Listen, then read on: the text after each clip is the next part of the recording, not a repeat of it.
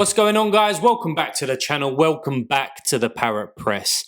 Today, it's all about the redraft. Just like the previous videos, we're going to be looking at how I got on, who I'm thinking about getting in, and who the players that you guys maybe should be thinking about getting in as well. So let's just kick it off. I finished 91,000th there or thereabouts. Not the best game week, to be honest, but let's just take a look at some of the players that I went ahead and got in. Let's just stop that for a minute. So in the last video, I was umming and ahhing about what to do because my strategy now moving forward is basically just going for the game, the match day, and trying to finish up as high as I can in there, because I think it's, sorry to say, but there's no way that I'm going to be winning this competition now or finishing in the top 100 or worrying about kind of what I'm doing from an overall perspective. I just got to go for it. And that's what I done last week. Was umming and ahhing about who to get in. Messi and Griezmann were always locked in, but I actually went for the Morocco stack in the end, and I changed it with about an hour to go. Previously, I had Pickford, Maguire or Shaw, can't remember which one, and Bellingham. Obviously, that would have worked out a lot better for me. I would have had another 100 points on top. But I went with Morocco because I've watched them, and they really impressed me. From a defensive point of view, they were very solid, and obviously having Hakimi in there as well, going forward, going from free kicks, etc. He was always had good potential. Now Bono in there, he got the clean sheet, so I did predict that right, which is good, and I have these players now moving forward into the next round. However, there was hardly any AA. Now, if you used to say that Hakimi is playing Spain for 120 minutes and he could only come up with a 45 score, I don't know. I mean, not many people would have put money on that. I don't think. I certainly would have done. But yeah, those two guys, and then I had Enzo come in as well. It was all looking good for him until basically he scored an own goal, and he's decisive. They knocked off like 20 points. So AA point of view, I think he had about 30, which was decent. You can't much more. Kind of, you need that decisive on top. But he played a little bit deeper. He was in that pivot in midfield, so he didn't really get forward as often as what he could have done. But the guy who obviously just dominated was Messi.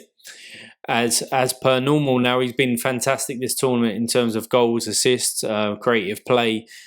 But in the next round, I'm not choosing Messi, which is quite surprising. But we'll come on to that in a moment. But in this game, yeah, absolutely unbelievable at times, like the Messi of old, just gliding through people. And then we had Griezmann in there as well. France obviously beat Poland 3-1. And he couldn't come up with decisive, so done okay from an AA point of view, and that decisive would have pushed him up into the green, obviously, but he couldn't get the job done. So rewards. This is the guy that I went ahead and got, which is Timber, and that is very, very welcome into my club, because obviously you get to keep these common cards now, I believe, and Timber's a really good card. Good card to have, and a good card moving forward in the tournament as well, and I'll come on to as to why. In a moment or two. And then I picked up this guy from National Series as well for the collection point of view, the American midfielder Luca Della Torre, if that's how you say his name. I don't even think he started, but yeah, let's just put him into the club, and I'll probably just leave him there from a collectible point of view, see what else we can pick up. But let's talk about my team for next week. This is currently who I've gone for, guys. Now, what you will notice is that Messi is not there. And that is because I'm going to go for a Netherlands clean sheet against Argentina. And now if you take Messi out of Argentina, they've not been great. Okay. Di Maria's no. Papu Gomez, no. Martinez, no. Alvarez has come in and done okay, but I think he needs the creative players around him to be feeding him. And if Messi has a bad game, Messi hasn't scored before in the knockouts in the World Cup, I believe. I saw that stat earlier today. So why not go for history repeating itself there? From a fullback point of view, I don't think they offer much. I think they're quite limited in those. Maybe Acuna getting forward there, but I don't know.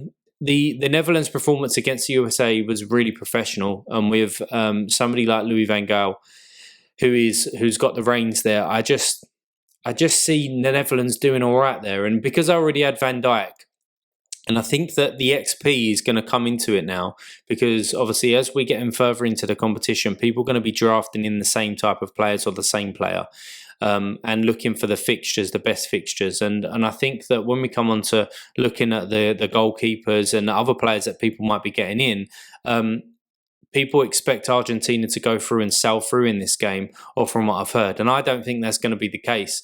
So we've got the Dutch goalkeeper in there, and I'm going to be pairing him with Van Dijk, who's got that. I think it might even be 4 XP now, maybe 3.5. And just go for it. Just go for it as a differential. A lot of people are going to be getting in the Portuguese goalkeeper, Diego Costa and Alisson, but let's go with the Netherlands. What you'll see here is that at the moment the captain's armband is on Guerrero, and that's because they do play Croatia. It's one of the easiest fixtures, even though Croatia are no pushovers by any mean. And he popped up with a goal and assist. And I said in my last video as well that if he gets that starting left back spot, he could be really, really dangerous. And he popped up with a 92. Diego Dalot, obviously on the opposite side, I think that the same amount of points, that would be a good shout, because I don't know if Cancelo gets back in after their 6-1 win against Switzerland. So they looked really, really good. And why change it? The only thing they might change, again, I'll come on to that, is the Ronaldo situation. But Guerrero, at the moment, a little bit of a risk because Cancelo could come in and play left back, but you got to go for it at this point. Paqueta for Brazil. So again, looking for a bit of a differential. Some people might be going for Brazil stacking forwards with the Neymars, the Vinny's, the Rafinhas, the Richarlisons. And from a midfielder point of view as well, I think a lot of people would go with Casemiro if they could. I don't know what the points difference is. However, Paqueta gets forward a touch more than Casemiro. He's expected to make them third man runs into the edge of the box, into the box. He popped up with a goal obviously last time, and I think he scored like a 90 plus game. So I've gone with Paqueta for Brazil. As I said, they've got an okay fixture. Now, the only thing that might change here is that if the Brazil manager thinks that they need to compete with the Modric, Brozovic and Kozovic in there as a 3, he might bring Fred in, but I don't obviously see him dropping Paqueta in that instance.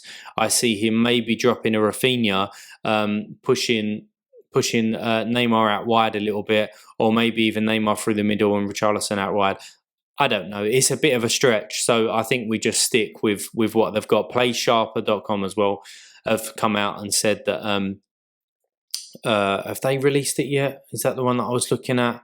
I don't know. I expect them to stay the same anyway after a good result, after a good fixture against, who was it? South Korea.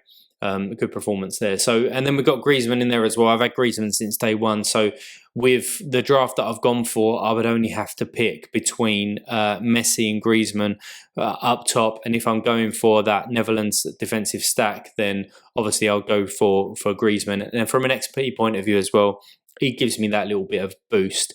So again, just gone for it for the match day. I'm not looking at beyond the match day, really. I'm just going for some differentials there who are capable of high scores, and all of these guys definitely are. Now, let's take a look at some of the players that people might be getting in and just my initial thought on them. So I've sorted this by highest owned, highest selection as well, just because that's the way that I was looking at in terms of getting some differentials in there, or at least some of the people that are not highly owned. And there's no doubt about it. Brazil, Alisson playing Croatia, that could be very, very good. It could be a clean sheet again. And he actually had a really good performance against South Korea. And it was just unfortunate that he couldn't get that clean sheet in the end for some teams, I suspect. Now, here, really, who are we looking at? You're looking at Diego Costa's probably got the best fixture. Alisson there. Hugo Lloris and Jordan Pickford are kind of predicting that to be a 0-0, really, going into extra time.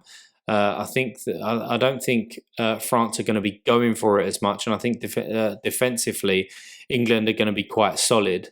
And Martinez against the Netherlands, again, they've not really impressed me from a defensive point of view. And with the likes of Gakpo and Depay now coming back to full fitness, maybe that's not a clean sheet either.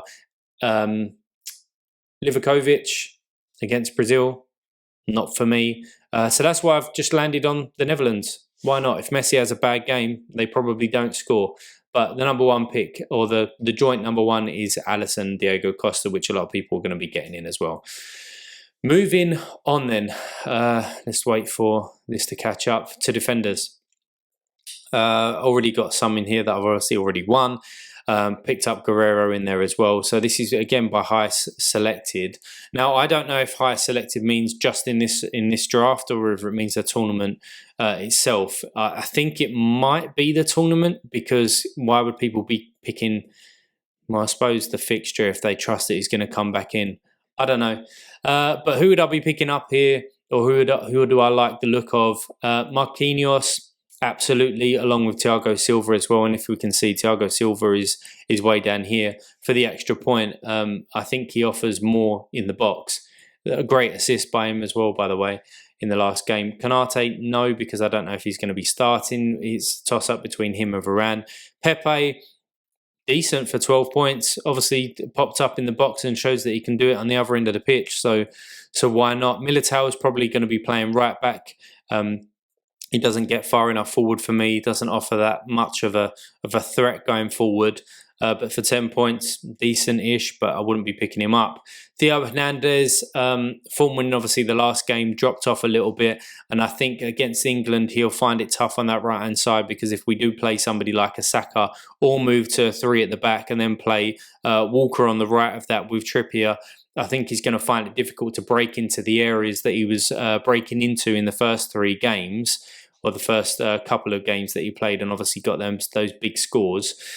Kyle Walker against Mbappe, he could lose some of those duels. But as I said, I am kind of expecting a 0-0. Probably come out now and be like a 4-0 drumming or a 2 or something like that. But yeah, that's a tough one to call with England and France. Thiago Silva, I would definitely be looking at. Would I be looking at any of these guys? Diego Dallo, yes, if he starts, absolutely. Dumfries, probably not. I mean, even in the last time, it's taken him four decisives to get actually high up into the top defenders. Madness. His AA was a negative, I believe. Who else down here? Pavard might not even start. John Stones obviously starts, but it's a tough game. Romero starts, but I don't trust the Argentinian back line. Apart from that, no, I don't like the look of any of these really. So you're looking at the Brazil players and Portugal players, in my opinion. Nobody else screams out to me. Let's take a look at the midfielders and just wait while it loads.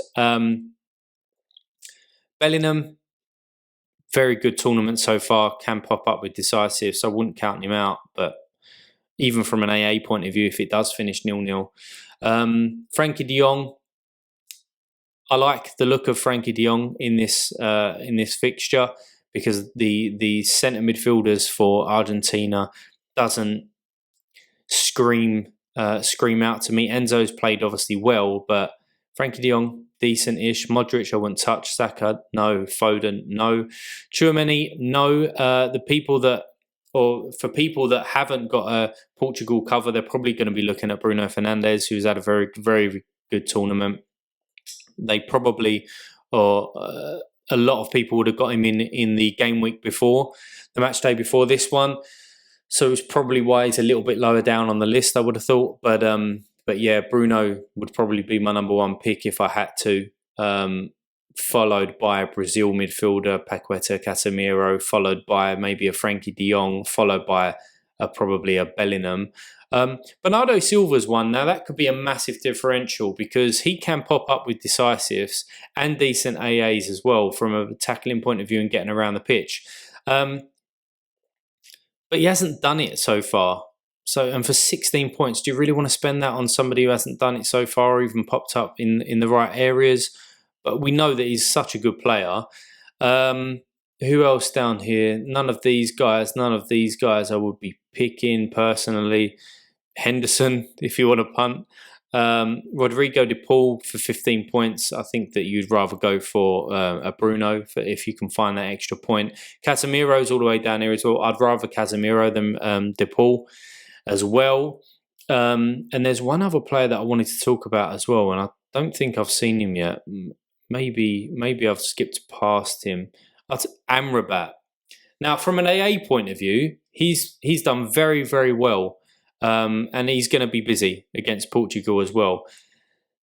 I like this guy, and I see him getting a transfer as well. So again, from another punt, why not? He could get you 72, 73 points just from an AA standpoint. If he's lucky, a clearance off the line, something like that. So Amrabat, I don't mind as well. Other than that, nobody else. Nobody else I'll be picking at. So again, you're probably edging towards the Portuguese and the Brazilian players, a common theme, because obviously they've got the best fixtures. If you haven't got Mbappe, yeah, Mbappe's Mbappe. Why not? If I had to get in a big forward, who would I be picking? Neymar or Vinny, I suppose. Kane, no, but Kane can do some good things. Ronaldo, we don't know if he's going to start now after the performance, obviously, of the other striker who come in. Was it Ramos? Who come in the last game. I do like Vinny, though. I do. Capable of decisives. I think that he's a lot better in terms of a matchup than the Croatia right back. So I expect him to do some decent things against him. And Cody Gakpo, can he turn up again? Can he score again? Absolutely, in my opinion. Great player. So again, for 18 points, you kind of with a toss-up really between him and Vinny at that sort of price range. Other than that, you are looking at your Mbappe's and your Neymar's, obviously. I've already got Messi up there, so that's another one if people, think Messi's going to be doing his usual things. Leao's a good one as well, but I don't think he starts. He obviously come on and scored again for Portugal, and João Felix might be another shout, might be another good differential there. He looked really, really good last game. And if he can pop up with decisive, I think he'll do okay. But most people, I would have thought, if they haven't really got him, would be looking at Richarlison coming in, because he's capable. He's just going to be, if he plays that number 9, he's just amongst everything that goes through Brazil. He's going to be there. He's good in the air. He's good with both feet. He can run in behind. He can do all of those sort of things. And if we're talking about trying to get players into your team for obviously the next game, the next match day as well, because they've got the third place playoff and the final, then yeah, you're looking at players that you can get a couple of games out of, and Richarlison definitely fits that. Alvarez against Van Dijk, I think he gets, and Timber, I think he gets a little bit dominated there. And without Messi, if he doesn't turn up, then Alvarez, I don't see him doing amazing things. Depay could be a shout as well. And the only other one that I would be looking at is Rafinha, again from that Brazilian line. Now, he's been unlucky with some of the decisives, but you can tell that Brazil, he fits the way that Brazil play. He's had a really good tournament as well. So again, you're looking at the Portuguese forwards, you're looking at Brazil forwards, and then maybe touching upon the Dutch. If you don't think that what am I trying to say? If you don't think that Argentina are going to keep a clean sheet, is what I'm trying to get to. Apart from that, that's where I am. So guys, good luck in this match day. If you haven't done already, please hit that subscribe button. We're getting the views, but maybe not some of the subscribers. But yeah, if you want to see some more, hit that subscribe button. If you like the video, hit that like button. And as always, I'll see you guys in the future.